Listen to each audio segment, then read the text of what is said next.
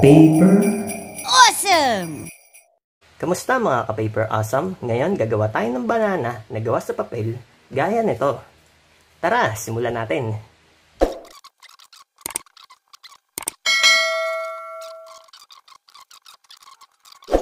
Una, dapat ang papel natin ay parisukat. Kahit anong sukat ng papel, basta parisukat, pwede yan.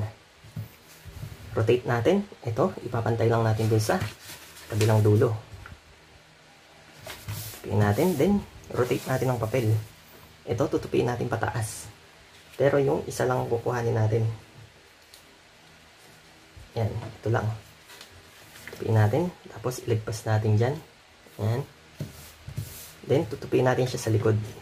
Tutupiin natin ng ganito. Yan.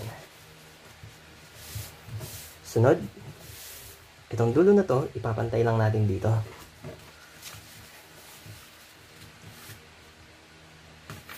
Then, tupiin natin. Sunod, rotate natin ang papel. Ito, tutupiin natin dito.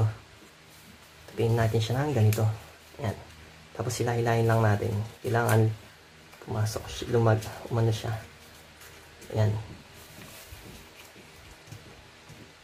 Kailangan gumalaw hanggang dun sa loob. Yan. Tapos tansyahin lang natin kung saan siya lalagpas dito. Tapos tutupiin natin. Then, ganun din ito. Ipapantay natin dito. Ilalagpas natin siya dito.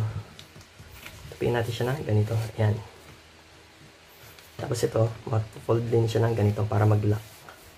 Then, baligtarin natin ang papel. Ito, ipo-fold lang natin ng maliit. Ayan.